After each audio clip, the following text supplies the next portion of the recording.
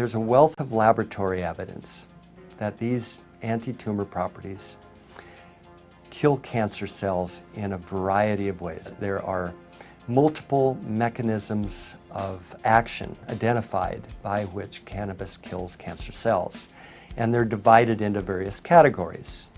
And among these are anti-proliferative effects. Normally, that's one of the hallmarks of a cancer cell, is that it just keeps reproducing. So if you stop the reproduction, that's an anti-proliferative effect.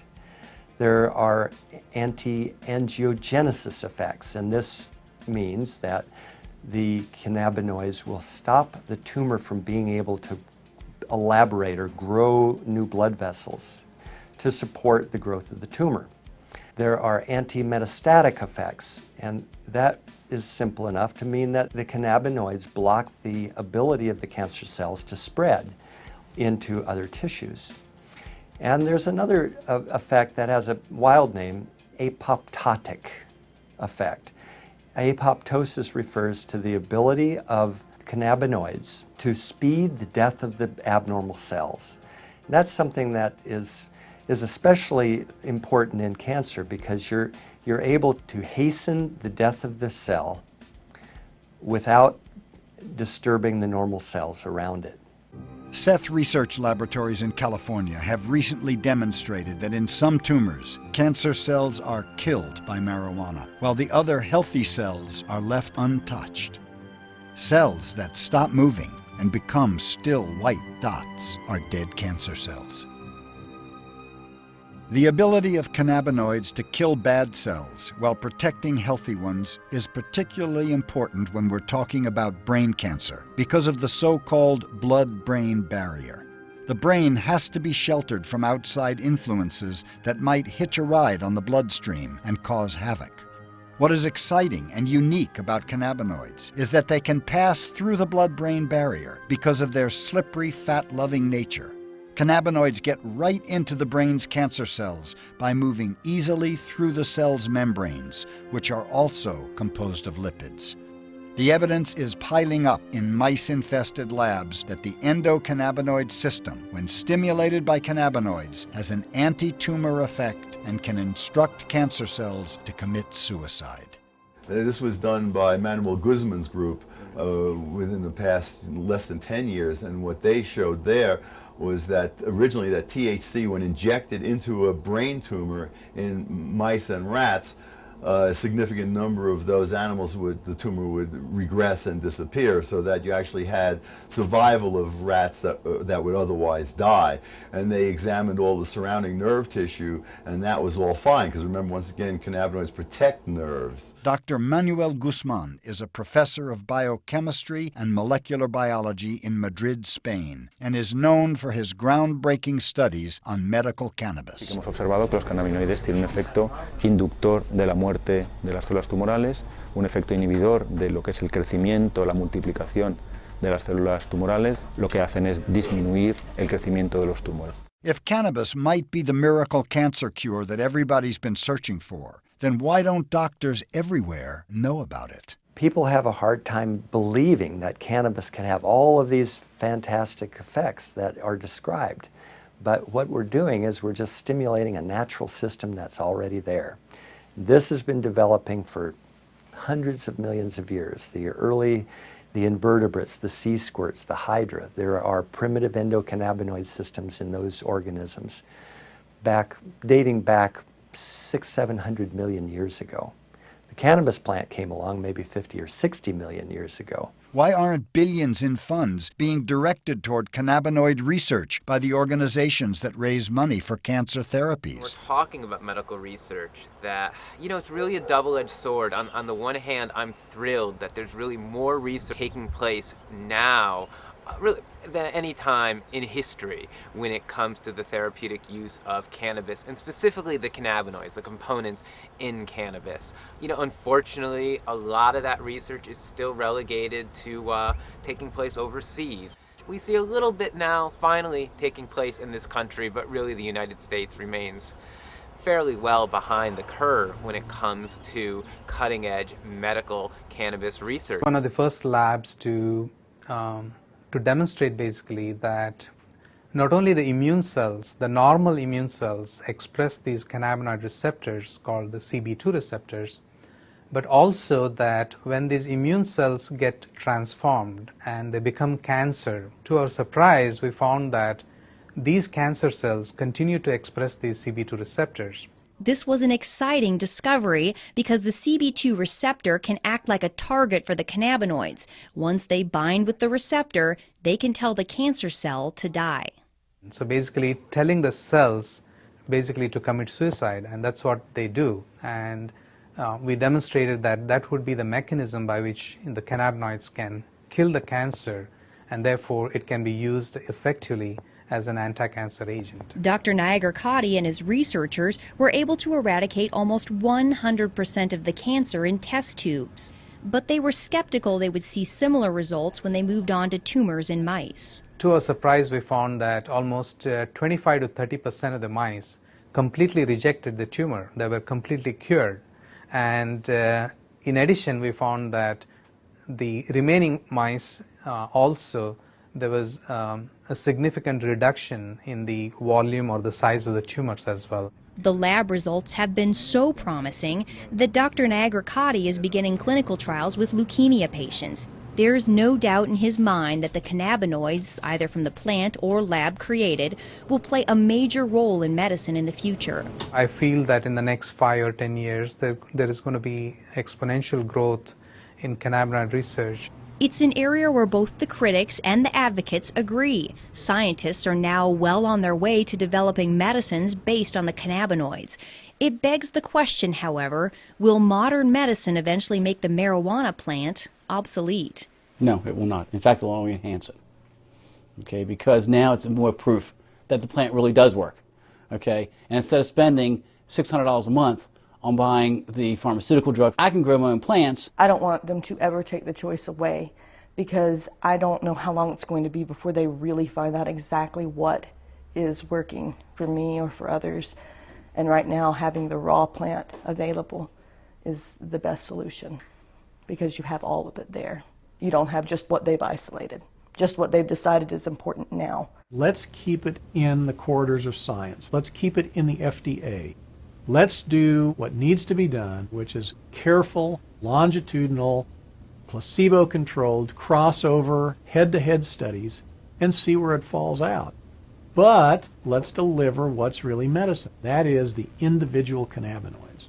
They may come across some things that are better than herbal marijuana for one thing or another, and good luck to them. I'd love that. But I never want to see compromised the capacity of people to use herbal marijuana, whether it's because the drug that they've come up with is much more expensive, or it doesn't do as well, or whatever the reason. That people should always have herbal marijuana available to them without any constraints from the law. Patients say for now the question is irrelevant. Science has not yet given them the opportunity to choose between an effective pill or the plant. This is something where I have no other medical. What is the evidence that marijuana smoking, habitual marijuana smoking, can lead to lung cancer? With respect to the development of lung cancer, we found no evidence of any increased risk of lung cancer occurrence in association with marijuana smoking alone. The marijuana smokers, if anything, had a reduced risk for developing lung cancer. Not a significantly reduced risk, but reduced less than one-fold, so that means reduced. Whereas the tobacco smokers had a markedly increased risk. If those who smoke more than 2 packs a day had a 20-fold increase in the risk. That's 2,000%. Those who smoke from 1 to 2 packs a day had an 8-fold risk. It's 800%. So that contrasts with no risk, no increased risk, or having a slightly reduced risk with the marijuana smokers. THC actually has an anti-tumoral effect. And these are studies that were done both in experimental animals and in cell culture systems, and for different kinds of cancer. For lung cancer, breast cancer, thyroid cancer, prostate cancer, gliomas, brain cancer, that the development and growth, or the growth actually of the tumor is suppressed by THC, and metastases are also suppressed. So how can that be? Well, THC impairs protein synthesis, and it's what we call anti-mitogenic or anti-proliferative. You need, so tumor cells don't as readily proliferate in the presence of THC. They're also anti-angiogenic, so they interfere with the growth and development of new blood vessels that are necessary for metastatic spread. And they also are pro-apoptotic. What is apoptosis? Apoptosis is programmed cell death. So when cells age, there is a mechanism whereby the cells die. It's a non-necrotic death to die off the old cells, and we get rid of them before they have an opportunity to develop mutations that would lead to cancer. So enhancing apoptosis diminishes the risk of the cells becoming cancerous. So marijuana turns out, THC rather, turns out to be pro-apoptotic. So those appear to be the mechanisms that might account for these anti-tumoral effects of THC.